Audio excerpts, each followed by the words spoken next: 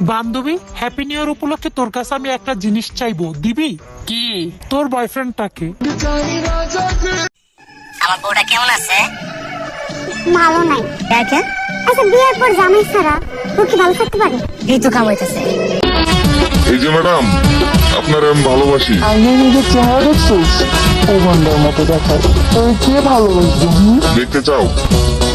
আম্মা জান, ও আম্মা জান। আমি তোমাকে ছাড়া বাঁচবো না। বাঁচো না?